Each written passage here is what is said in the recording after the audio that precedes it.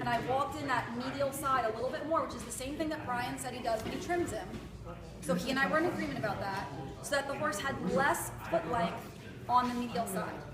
Okay, because that's what gets in his way, being pigeon-toed.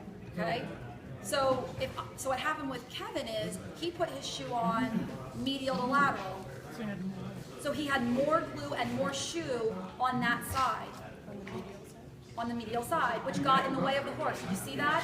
He really extended the breakover in the medial toe pillar. Did you all catch that? And what he did after we all came in for lunch is he went in and blew all that off and ended up way thinning his cuff more than he wanted, but he couldn't in good conscience leave all that there.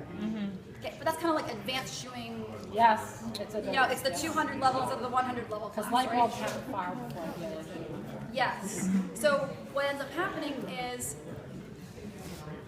suffice it to say that whatever side, just have this idea in your mind that whatever side you put on first is going to have a little more glue mass to it. Okay. That's all you need to know right now. Okay, whatever side goes on first. If you have a good barefoot horse, it doesn't really matter, right? Because it's all going to be symmetrical and you're going to get good glue bond. But when you have some asymmetries, sometimes you need to think about that a little bit. Are you following distortion or are you averaging the distortion, right? I mean, that's how I kind of think about it. Where do we need ag? Where do we need people? Right.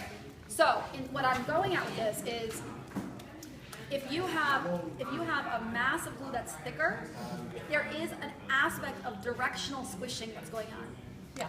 Okay? Yeah. So when you have glue that is directional squishing, that is a technical term. Okay? Daisy said I should watch my directional squishing. Okay. So when you're Crazy barefoot. Quick. yeah, when you try to put your glue on your shoe, think about where do you need your mass of glue. Where you didn't need it was on the dental impression material. What? Inadvertently, with your smearing of your glue, you smushed it that way, and then when you put it on this way, and then you pulled it, and then it pulled your glue back. Okay? So I really try to keep my glue in my toe area at the front edge of my shoe. Does that make sense? Because most of the time I'm pulling a shoe back as well. Yes. And so for me, that helps me prevent getting the glue too far back. Okay. That's just a trick that I've learned because there is a directional aspect of the glue going on when you're applying that shoe. Little technique. I mean, it's one of those things like you have to figure out how to manage it. I had to put on about maybe 6 or 8 pairs of these before I figured out what I was doing that was making that happen. And so it's just you'll figure. You may look at that and go, that doesn't make any sense to me, and ignore it. You'll figure it out.